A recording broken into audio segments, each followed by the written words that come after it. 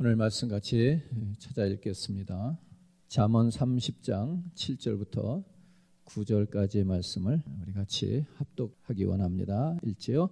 내가 두 가지 일을 주께 구하여 싸우니 내가 죽기 전에 내게 거절하지 마옵소서. 곧 헛된 것과 거짓말을 내게서 멀리 하옵시며 나를 가난하게도 마옵시고 부하게도 마옵시고 오직 필요한 양식으로 나를 먹이시옵소서. 혹 내가 배불러서 하나님을 모른다 여호와가 누구냐 할까 하오며 혹 내가 가난하여 도둑질하고 내 하나님의 이름을 욕되게 할까 두려워함이니이다. 오늘 이 말씀을 가지고요 우리 같이 한번 말씀의 제목을 읽어보죠. 지혜로운 삶. 지혜로운 삶을 우리가 말씀 가운데서 깨닫고 우리가 배울 수 있기를 바랍니다. 사랑하는 사람을 늘 옆에 있던 사람들을 먼저 떠나보낸다는 것은 익숙해지지 않는 일입니다. 오늘 사랑하는 식구들을, 성도들을, 친구들을, 이웃들을 먼저 떠나보낼 때에 그 일로 인하여 우리의 마음이 슬프기도 하지만 사실은 그들은 우리에게 아주 중요한 교훈을 하나 던지고 가는 거죠. 인생은 한 번뿐이다. 한 번뿐인 인생은 모든 인간들에게 공평하게 주어지는 하나님의 진리입니다. 하나님의 공입니다. 우리 인생은 누구에게나 한 번밖에는 기회가 없다는 겁니다. 이 한 번뿐인 인생을 잘 살다가 가고 싶은 마음은 누구나 같을 것이고요. 하지만 어떻게 사는 것이 잘 사는 것일까요? 어떻게 사는 것이 지혜롭게 사는 것이며 어떻게 사는 것이 후회함이 없이 사는 것일까요? 늘 우리는 이러한 질문을 하면서 살아가게 되지요. 우리가 살면서 느끼는 것은 무엇인가 하면 사는 것도 쉽지는 않다는 거죠. 결코 사는 것이 쉽지 않더라는 겁니다. 삶의 길목에서 만나는 많은 여러 가지 일들, 그로 인해서 우리가 느껴지게 되는, 경험하게 되는 수많은 불안과 실망과 좌절과 절망 앞에서 우리가 곧 길을 잃고 헤매고 방황하며 우리는 힘들어합니다. 그 가운데서도 사람들은 더 나은 삶을 살기 위해서 노력도 합니다. 준비도 합니다. 용기를 가지고 도전도 해봅니다. 그러나 우리가 뜻하지 않는 헛된 결과를 만나면서 더 큰 상처와 허탈감을 느끼게 됩니다. 그러고 보면 우리의 인생은 이렇게 우리의 노력과 용기만 가지고 생을 잘 살 수는 없더라는 것을 알 수 있습니다. 이런 이야기가 있습니다. 어떤 한 젊은이가 일자리를 찾아서 여기저기 다닙니다. 그러다가 산에서 나무를 베는 그 벌목 현장에서 일을 하기 위해서 감독을 찾아갑니다. 그리고 감독에게 자기를 써주면 이 벌목하는데 도움이 될 것이다. 그러니까 감독이 그러면 너의 재주를 한번 보여봐라. 이 젊은이가 도끼를 가지고 열심히 나무를 내려칩니다. 곧 그 나무는 쓰러집니다. 이 감독이 흡족해하면서 그에게 일을 허락합니다. 다음 주 월요일부터 나와서 일을 하라는 겁니다. 자, 월요일 날 나와서 일을 했어요. 화요일 날 나와서 일합니다. 수요일 지나갑니다. 목요일 오후쯤 됐는데 감독이 그를 부르더니 젊은이에게 그동안 일한 임금을 계산해서 주는 거예요. 아니 원래 주말에 임금을 받기로 했는데 오늘 왜 이렇게 임금을 일찍 미리 줍니까? 무슨 뜻이겠어요? 이제 그만하라는 얘기입니다. 됐다는 겁니다. 그렇게 열심히 일을 했고 정말 쉬지 않고 일을 했고 정말 남들이 놀 때도 열심히 일을 하는 이 젊은 청년은 이해가 가지 않는 겁니다. 감독님, 내가 얼마나 열심히 일을 많이 했습니까? 근데 왜 나를 자르십니까? 그때 감독이 그 젊은이에게 이걸 물었답니다. 자네는 지금 며칠이 지났는데 도끼날을 갈았는가? 자네는 지금까지 열심히 일한 것은 내가 인정하겠는데 자네는 도끼날을 갈았는가? 이걸 물은 거예요. 그랬더니 젊은 청년이 뭐라고 그랬겠어요? 도끼날 갈 시간이 어디 있습니까? 열심히 내가 일을 해야죠. 우리 인생을 이렇게 열심히 사는 사람들은 참 많습니다. 근데 지혜롭게 사는 사람들이 별로 없어요. 도끼날을 가는 것은요, 열심히 사는 인생은 아닙니다. 그가 한가롭게 그늘에 앉아서 도끼날을 갈고 있을 때 사람들은 뭐라 그런가 하면 참 세월 좋다. 저렇게 놀면서 인생을 살아도 저게 잘 살 수 있을까? 이렇게 생각할 수 있는 부분이에요. 그런데 여러분 보세요. 능률은요, 지혜롭게 사는 자에게 능률이 나타나는 거예요. 오늘 저와 여러분 우리 인생을 한번 다시 짚어보자고요. 나는 열심히 사는 사람인가? 아니면 지혜롭게 사는 사람인가? 열심히 사는 거 우리는 다 박수를 쳐줄 만한 일인 건 맞습니다. 다 누구나 열심히 살아야 된다고 말합니다. 그런데 보세요. 그 열심히가 능률을 가져다 주지 못하는 열심이라면 참으로 어리석은 것이 되고 만다는 겁니다. 오늘 여러분들도 열심히 사시죠? 애를 쓰면서 수고하며 사시죠? 쉬지 않고 일을 하며 사시죠? 그러나 여러분, 감독이 젊은이에게 물었던 것처럼 오늘 이 아침에 목사는 우리 모두에게 이렇게 묻고 싶습니다. 여러분들은 기도를 하셨습니까? 기도하는 시간은요, 무의미한 시간 같은 거예요. 아유, 저렇게 앉아서 기도만 하면 뭐 일이 되나? 이렇게 싶은 거예요. 종교개혁자 루터의 이야기를 하나 소개할까요? 이 루터는 하루에 2시간씩 기도를 하는 습관을 가지고 있었답니다. 평소에는 2시간씩 기도를 하는 거예요. 그런데 일이 많아지게 되면, 처리할 업무가 많아지게 되면 그는 하루에 3시간 기도했답니다. 사람들이 옆에서 묻는 거예요. 참 어리석은 계산법이다. 바쁘면 기도를 줄이고 빨리빨리 일을 더 처리해야 될 텐데 왜 당신은 일이 많아지면 기도하는 시간을 늘리는가? 그때 루터가 대답하는 거예요. 평소에는 내가 2시간 기도하고도 내게 주어진 일을 잘 처리할 수 있지만 내가 처리할 일이 더 많아질 때는 2시간 기도해가지고는 부족하다. 더 많은 업무를 처리하기 위해서는 더 많은 기도가 필요했다라고 이야기를 한 겁니다. 어떻습니까, 여러분? 우리는 열심히 사는 사람인가요? 아니면 지혜롭게 사는 사람인가요? 좀 극단적으로 표현을 하면 열심히 사는 사람은 그냥 죽도록 고생만 하는 겁니다. 오늘 저와 여러분들이 도끼의 날을 가는 마음으로 우리의 인생 속에서 그 부지런하고 열심히 성실하게 살아가는 삶 속에서 반드시 기도하는 시간을 가져야 되겠습니다. 우리 인생은요, 예수를 안 믿어도요, 하나님을 의지하지 않아도요, 수고하면 수고한 만큼 잘 먹고 잘 살 수는 있다는 것, 이거 우리가 부정할 필요는 없습니다. 그러나 죽도록 수고해도 이 세상을 떠날 때는 아무것도 없다는 사실입니다. 그러나 오늘 성경이 우리들에게 말씀하고 있는 건 뭐냐면 그렇게 수고롭게 사는 인생이 아니라 지혜로운 삶을 살라는 겁니다.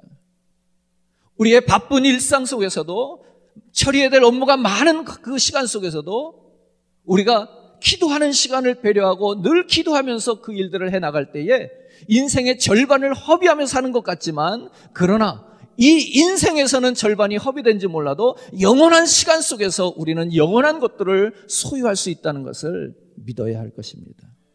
우리의 인생을 지혜롭게 사는 것은 그러니까 우리가 얼마나 노력하며 열심히 도전적인 삶을 살았느냐의 문제가 아니라 여러분, 우리가 얼마나 영적으로 아름다운 삶을 살아내느냐, 영적으로 얼마나 성공하는 삶을 살아내느냐가 우리의 인생을 지혜롭게 하는 삶이 되게 한다는 겁니다.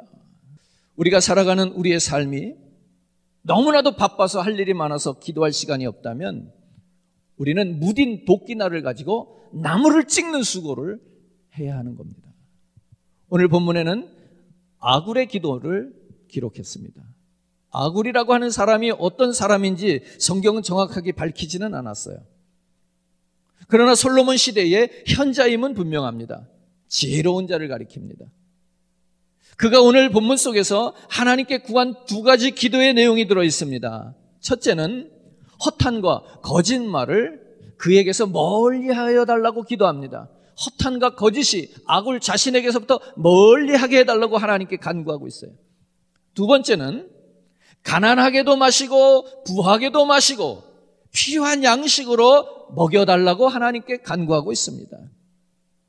여러분, 이 기도가 지극히 평범한 기도 같지만 아무나 할 수 없는 기도라는 것을 우리가 이 말씀을 몇 번 되새겨보면 금방 알 수가 있습니다. 하나님을 알고 하나님을 의지하지 않고서는 이런 기도를 할 수 없겠다는 이야기입니다. 그가 하나님 앞에서 자신을 겸손하게 내려놓고 정말로 하나님 앞에 무릎 꿇는 인생이 아니면 이런 기도를 할 수 있을까 싶습니다. 오늘 이 아굴의 기도를 통해서 지혜로운 삶이 무엇인지를 좀 더 생각해 보려고 합니다. 지혜로운 자의 삶이란, 그 지혜로운 자의 삶을 살아가려면 첫째, 버릴 줄 알아야 한다. 무엇 할 줄 알아야 한다? 버릴 줄 알아야 한다. 지혜로운 삶을 사는데 버리는 것이 우선돼야 됩니다. 배가 바다로 나갈 때는요, 꼭 필요한 물건들만 실어야 합니다. 이것저것 욕심을 부리다가 보면 정작 필요한 짐을 못 싣기도 하고요, 그 많은 불필요한 무게 때문에 배가 가라앉을 수도 있다라는 이야기죠. 우리의 인생도 마찬가지입니다. 인생에서 꼭 싣고 가야 될 짐이 무엇인지를 가릴 줄 아는 것이 지혜라는 겁니다. 내 인생에서 불필요한 짐이 무엇인지를 가릴 줄 알아야 합니다. 그리고 그것을 어떤 잣대로 필요와 불필요를 가리고 분별하느냐가 중요하겠지요. 이런 판단을 할 수 있는 삶의 지혜가 오늘 우리들에게 필요합니다. 이런 얘기입니다. 우리에게 유익이 되지 못하면 아까워도 버려라. 조금 미련이 있지만 포기할 수 있는 그런 용기가 필요하죠. 우리말에는요, 2마리 토끼를 잡으려다가 1마리도 잡지 못한다고 하는 말이 있습니다. 우리는 첫째로 거짓을 버려야 한다. 거짓을 버려야 한다는 겁니다. 허탄케 하는 것을 버려야 된다. 거짓이라고 하는 것은 왜 버려야 되는가 하면요, 이 거짓이 우리의 눈과 귀를 가려서 진실로부터 멀어지게 하는 거죠. 진실이 밝혀질까 봐 두려워서 그 진실이 아닌 것을, 그 거짓된 것을 진실인 척하는 것입니다. 이게 거짓입니다. 오늘 이것을 버려야 된다는 겁니다. 왜 그런가 하면요, 이건 불필요한 짐이기 때문에 그래요. 우리 인생 속에서 거짓을 가지고 살아가는 사람들, 그 인생이 얼마나 무거운 짐을 지고 가는 것인지 느껴지십니까? 예를 들면 살인자에게도 이 세상 법에서도요, 공소시효라고 하는 걸 두었어요. 소위 정확하게 모르겠습니다. 20년? 네, 한국에서는 공소시효가 이제 없어진다, 이런 얘기도 들었습니다. 그런 중대한 범죄자에게 공소시효라고 하는 것을 주어서 그 기간이 만료가 되면 처벌하지 않는 거예요. 제가 무슨 법을 공부한 사람은 아니라 정확하게 모르겠습니다. 제가 느끼는 건 뭐냐면, 그 사람이 그 범죄를 짓고도 그 기간 동안을 숨어서 걸리지 않고 살았다면 그는 나름대로 죄값을 치른 것이다. 이건요, 살아보지 않은 사람은 아마 모를 거예요. 우리도 그냥 예측만 하는 거죠. 짐작만 하는 거죠. 여러분, 쫓기는 수배자가 하루하루를 살아가는 그 삶의 무게를 상상할 수 있겠어요? 끔찍한 무게가 온몸을 누르고 있는 거예요. 그래서 오늘 아굴은 그런 기도를 하고 있어요. 내가 지혜로운 삶을 살기 위해서는 작은 것이라도 거짓을 버려야겠다. 하나님, 이 거짓을 버리게 하여 주옵소서. 우리는 알게 모르게 다른 사람들에게 들키지는 않았을 뿐이지만 거짓된 것을 가지고 사는 거예요. 그러면서 스스로가, 누가 지어진 짐도 아닌데 스스로가 그 무거운 짐을 지고 가면서 힘들다, 못 살겠다, 그러면서 인생을 살아가는 것이거든요. 그러니 이 무게를 덜어내고 살아가는 것은 지혜로운 삶이라는 겁니다. 두 번째로 8절에서 나타난 허탄을 버리라는 거예요. 이 허탄이라고 하는 말은요, 이 히브리어로 우리가 의미를 따져보니까 파멸 혹은 교활이라고 하는 의미가 있어요. 근데 좀 더 이해를 돕기 위해서 이런 뜻이 더 가까운 것 같아요. 우상을 숭배하는 무익함. 허탈하다는 것은 무엇인가 하면 이 허탄을 버리라 이랬는데, 이 허탄이란 것은 우상을 숨기는 무익함 같은 것들이에요. 그로 인해서 우리의 삶이 파멸에 이를 수 있다는 거예요. 이 허탄한 것을 쫓는 것들, 불필요한 수고지요. 그 우상 앞에 물질을 드리고 우상 앞에 절을 하고 많은 여러 가지 의식들을 치르고 행하지만 사실은 아무것도 아닌 거예요. 그게 바로 우상 숭배의 무익함이죠. 오늘 이것을 버려라. 오늘 우리들의 헛된 수고를 버려라. 우리를 패망으로 이끌어가는 수고를 버려라. 이런 얘기입니다. 오늘 이 아굴은 기도 가운데서 허탄과 거짓을 버리라고 했는데 이것을 우리가 다시 오늘 정리해 보면 하나님에 대한 믿음을 방해하는, 하나님을 예배하는 그것을 방해하는 잘못된 사상과 인간의 부패함을 버려라. 하나님, 오늘도 내가 하나님을 믿고 예배하는데 불필요한 잘못된 사상이나 또는 인간적인 부패함에서 나를 건져 주시옵소서 하는 기도를 드리고 있는 거죠. 그래서 이것을 버리면 그가 기쁘겠다는 거예요. 이것을 버리면 지혜로운 자의 삶을 살 수 있겠다는 이야기입니다. 우리 말씀을 한 군데 찾아볼게요. 에베소서 4장 22절입니다. 1절, 너희는 유혹의 욕심을 따라 썩어져가는 구습을 따르는 옛사람을 어떻게 하라? 벗어버려라. 벗어버려라. 버리는 것을 이야기하는 거예요. 너희가 그리스도와 함께 다시 살리심을 받았으면 위의 것을 찾으라. 위의 것을 생각하고 땅의 것을 생각하지 말라. 오늘 저와 여러분들이 버려야 될 것은 땅의 것을 버려야 된다는 이야기입니다. 옛사람을 벗어버려야 된답니다. 이것을 통해서 성령을 통해서 새로워지는 거룩한 습관이 오늘 우리들에게 익혀지고 그것을 통해서 지혜로운 자의 삶을 살아갈 수 있겠다고 이야기합니다. 오늘 여러분 두 번째로요, 지혜로운 자의 삶을 살려면 충성하자는 겁니다. 무엇에 충성하는가 하면 오늘에 충성하자, 현재에 충성하자, 지금에 충성하자, 이런 얘기입니다. 현재를 잃어버리면 미래가 없다는 얘기를 말씀드리고 있습니다. 오늘 저와 여러분들이 이런 하나의 그림을 그리면 좋을 것 같아요. 영원히 함께 할 수 없는 것, 영원히 할 수 없는 것들에 대한 집착을 버리자. 오늘 우리들이 집착하고 있는 것들이 있는데 그것이 과연 영원한 것인가 유한한 것인가를 판단할 수 있기를 바라는 겁니다. 오늘 영원히 할 수 없는 것들에 대한 집착을 버리고 나면 이제 우리가 마음의 자유와 평안이 찾아오는데 그로 인해서 세상을 바라보는 시각이 달라질 수 있다는 얘기고요. 그 시각이 달라짐으로 우리 안에 넉넉한 마음, 넉넉함으로 세상을 바라볼 수 있겠다는 이야기입니다. 오늘 지금 이 시간에 충실하다 보면, 오늘 이 현재의 시간에 최선을 다하다 보면 오늘 하나님께서 준비하신 새로운 일들을 맛보게 될 것인데 바로 지혜로운 자가 살아가야 될 삶의 방법을 이야기하는 겁니다. 우리 한 군데 더 보겠습니다. 시편 90편 10절과 12절 말씀입니다. 읽죠. 우리의 연수가 70이요 강건하면 80이라도 그 연수의 자랑은 수고와 슬픔뿐이요 신속히 가니 우리가 날아가나이다. 12절, 우리에게 우리 날 계수함을 가르치사 지혜로운 마음을 얻게 하소서. 지혜로운 마음과 무엇을 지금 관련시켰어요? 나를 계수함, 시간과 관련시켜서 이야기하고 있어요. 지혜로운 자의 삶은요, 시간을 현명하게 사용하느냐 그렇지 못하냐에 달려있다는 이야기를 하고 있어요. 왜냐하면 우리 인생은 시간의 연속으로 구성되어 있기 때문에 그렇죠. 잃어버린 돈은요 다시 벌면 돼요. 남에게 집을 팔았으면요 또다시 집을 사면 돼요. 깨진 우정도요 사과하고 용서하고 사랑하고 다시 회복하면 돼요. 그런데 한번 지나간 시간은 되돌릴 수가 없다라는 이야기입니다. 성경은 말합니다. 세월을 아끼라. 때가 악하니라. 여기서 세월을 아끼라고 하는 것은요 우리들에게 시간에 대한, 얼마 남지 않은 시간에 대한 조바심을 내라고 하는 것이 아니죠. 우리가 그 시간을 허비하지 말라는 거예요. 허탄한 일에 낭비하지 말라는 거예요. 거짓된 일에 낭비하지 말라는 거예요. 오늘 여러분 우리에게 주어진 그 하루, 오늘 현재에 최선을 다하는 지혜로운 삶을 사시기를 주님의 이름으로 축복합니다.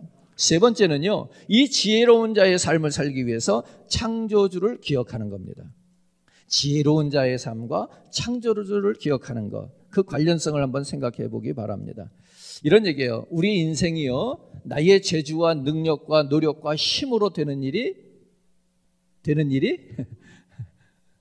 네. 인생을 살 만큼 살아보신 분들은 한결같이 같은 답을 말할 겁니다. 살면 살수록 정확해지는 건 뭐냐면 내 힘과 능력으로 할 수 있는 것이 없다는 겁니다. 어린 시절에는 모든 것을 할 수 있었습니다. 근데 인생을 살아보니까 살면 살수록 어떤 결론에 다다랐어요 우리가? 내가 노력하고 내가 수고하고 내가 애쓰고 내 재능 가지고 내가 하고 싶은 대로 할 수 있는 일이 거의 없다는 겁니다. 어제도 잠깐 우리 형제님하고 얘기를 했는데 어떤 아는 분이요, 열심히 공부를 하고 전공을 바꾸고 대학을 졸업하고 직장을 가졌는데 전혀 전공과 상관없는 일을 지금 하고 있더라. 여러분들은 어떠십니까? 어렸을 때 꿈꾸던 그 일을 지금 하고 있습니까? 아니면 여러분들은 배우면서 전공했던 그런 일들을 지금 관련해서 하고 있습니까? 대단히 많은 분들이요, 그와 상관없는 일들에 관련돼서 살아가는 걸 볼 수 있습니다. 그러니까 우리는 어떤 결론에 다갔었어요? 내 노력과 재주만 가지고 인생을 잘 살 수는 없더라. 그런 얘기입니다. 그래서 그 일은, 인생은 하나님이 개입하셔야 되는 거예요. 아멘입니까? 네. 자녀를 키우시는 분들은 다 아시겠지만 세상에 자식만큼 내 마음대로 안 되는 게 또 있겠습니까? 우리 어르신들은 동감하실 것 같아요. 그죠? 세상에 그렇게 어느 부모가 자기 자녀가 잘 못되기를 바라는 부부가 하나는 있겠느냐고요. 다 우리의 자녀들이 성공하기를 바란단 말이에요. 그런데 성공하는 확률은 상당히 적습니다. 그럼 나머지는 다 뭐예요? 부모가 원하는 대로 된 것이 아니죠. 여러분, 한 가지 예를 드렸지만 우리는 이 속에서 하나님이 왜 우리 인생에 개입하셔야 되는지, 지혜로운 자의 삶을 이야기할 때 오늘 그 지혜로운 삶과 창조주를 기억하는 것이 왜 관련성이 있는지를 우리가 깨닫기를 바라는 겁니다. 인간에게는 근본적으로 면할 수 없는, 자기 힘으로 변화시킬 수 없는, 어쩔 수 없는 상황이 있죠. 그걸 우리 인간의 한계라고 이야기해요. 우리는 인간이고 그 인간이 갖는 한계가 있기 때문에 그 인간들은 그 인간의 한계 밑에 머무르면서 고통당하는 거예요. 그 한계에 갇혀서 오늘도 신음하는 거예요. 그 신음과 고통을 느끼면서 거기서 고민하면서 그것에서 한계에서 벗어나고자 애를 쓰면서 찾는 것이 바로 신이에요. 물론 세상에는, 타종교에서는 그렇게 인간의 고뇌 속에서 인간의 한계에서 벗어나고자 발버둥 치는 사람들이 신을 찾았으나 신을 찾을 수 있는 능력도 없기에 우리 기독교에서 말하는 예수 그리스도 하나님께서, 신이 우리를 찾아오시는 거죠. 사랑하는 성도 여러분, 오늘 절대자이신 하나님께 우리 인간의 한계 속에 갇혀서 우리가 신음하며 고통하는 중에 그 하나님을 찾을 수 있는, 그 하나님을 기억할 수 있는 지혜가 있기를 바라는 겁니다. 출애굽을 이끌었던 모세가요, 이스라엘 백성들을 향해서 여러 번 이야기를 합니다. 내 하나님 여호와를 기억하라. 내 하나님 여호와를 기억하라. 기회가 있을 때마다 이스라엘 백성들에게 모세는 내 하나님 여호와를 기억하라. 애굽에서 이끌어내신 하나님을 기억하라. 바다를 육지같이 건너게 하신 하나님을 기억하라. 만나와 매출하기로 불기둥과 구름기둥으로 반석에서 물을 내게 하신 여호와 하나님을 기억하라. 그 후손들에게 계속해서 끊임없이 여호와 하나님, 창조주 하나님, 전능자 하나님을 기억하라고 강조하고 있습니다. 우리가 잘 아는 신약 누가복음에 탕자의 비유가 나옵니다. 탕자가 아버지의 재산을 헛되게 다 날려버리고 그가 돼지우리에서 돼지 음식을 같이 나눠 먹는 신세가 되었는데, 거기서 그가 아주 기특한 짓 하나를 하죠. 그게 뭐예요? 아버지의 집을 떠올린 거예요. 아버지의 집을 생각한 거예요. 여러분, 우리가 아버지의 집을 생각하는 것, 창조주를 기억하는 게 뭐가 그렇게 대단한 일인가 싶을지 몰라도, 그 탕자가 다시 아버지의 자녀로, 그 아버지에게 환영받는, 사랑받는 아들로 신분이 회복되는 데는 어떤 수고도 노력도 그의 재능도 아니고요, 철저하게 망가지고 가장 낮은 자리에서, 신음하는 자리에서 그가 딱 한 가지 한 일이 있어요. 아버지의 집을 떠올리는 거예요. 아버지의 집을 생각해낸 것, 그것이 그 인생의 가장 복된 일이었어요. 어쩌면 내 인생이 망가지고 내 인생이 저 아래로 곤두박질 치고 있는 그런 인생이 있을지 몰라요. 내가 인간의 한계에 갇혀서 힘들어하고 고통스러워하고 신음해하면서 우리가 몸부림치며 살아가고 있을지도 모르겠어요. 죄악 가운데 허탄한 데 빠져서 인생을 낭비하며 살아가고 있을지도 모르겠어요. 남들이 나를 실패자라고 손가락질 할지도 모르겠어요. 그렇더라도 여러분, 한 가지만 잘하면 돼요. 창조주 하나님을 기억하는 거예요. 아버지 집을 떠올리는 거예요.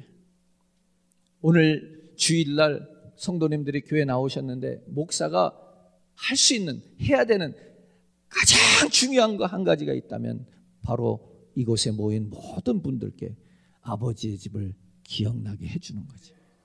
그 다음은 제가 하는 게 아니에요. 그 다음은 자연스럽게 주님의 은혜 속에서 지혜로운 자의 삶을 살아가는 거예요.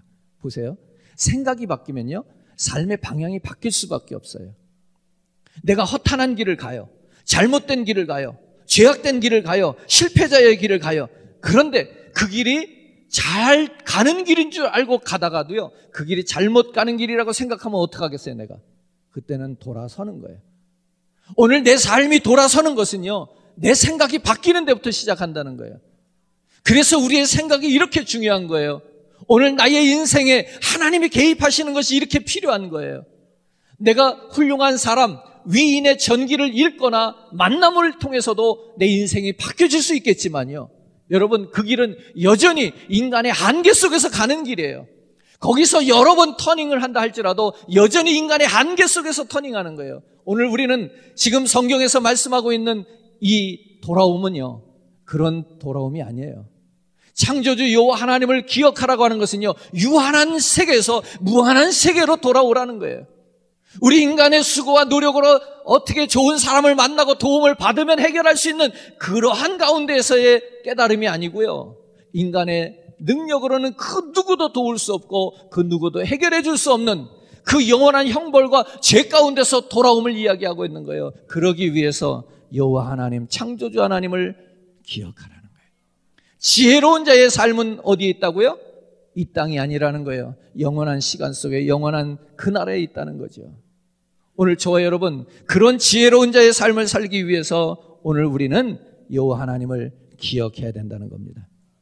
전도서 말씀을 한 군데 읽죠. 12장 1절 읽어요. 너는 청년의 때에 너의 창조주를 기억하라. 곧 곤고한 날이 이르기 전에, 나는 아무 낙이 없다고 할 해들이 가깝기 전에. 곤고한 날이 이르기 전에, 아무 낙이 없다고 할 해들이, 그 연수가 가깝기 전에, 늙기 전에, 기회가 지나가기 전에 무엇하라? 창조주를 기억하라. 오늘 우리의 인생은 지나가는 겁니다, 여러분. 우리 권사님의 인생만 지나가는 게 아닙니다. 오늘 우리 모두가 그 길을 지나가게 될 것입니다. 그 기회가 지나가기 전에 무엇하라? 창조주를 기억하라. 오늘 이것이 지혜로운 자의 삶이라고 말씀하고 있는 겁니다. 기력이 없어서 더 이상 활동할 수 없는 때가 오는데, 그 때가 오기 전에 창조주 여호와 하나님을 기억하라. 다시 말해서 젊은 시절에 진정한 삶의 길을 제시하는 하나님을 생각하라고 권면하는 거예요. 때가 지나기 전에, 기회를 잃기 전에, 힘을 잃기 전에, 모든 재능을 잃기 전에 창조주 하나님을 기억하라는 거죠. 일전에 제가 그 오프라 윈프리의 간증 이야기를 잠깐 소개한 적이 있는데, 그의 고백 속에서 감동적인 게 뭐냐면, 그녀가 그렇게 말하는 거예요. 지금은 갑부가 됐잖아요. 내가 이 물질이 많은 것은 축복이 아니라 사명이다. 무슨 사명이라고요? 아프리카에 자기처럼 어렵게 힘들게 자란 사람들을 도우라는 사명이다. 이렇게 말을 해요. 그러니까 이 사람에게 있어서 부는 자기의 어떤 성공의 그 여부가 아니에요. 뿐만 아니라 그녀는 엄청난 고난과 실패를 경험했잖아요. 그죠? 사생아로 태어나서 그 어린 나이에 아기를 출산하기도 하고요. 그런데 그녀가 이렇게 고백해요. 내가 당한 고통은 저주가 아니라 사명이다. 나처럼 고통받고 힘들어하는 자를 위로할 수 있는 사명이라는 거예요. 오늘 그녀가 당한 고난을 저주로 여기지 않고 사명으로 여겼고, 그녀가 가진 이룬 부를 축복으로 여기지 아니하고 사명으로 여겼다는 것, 오늘 아굴의 기도와 빗대어서 같이 생각해 보시기 바랍니다.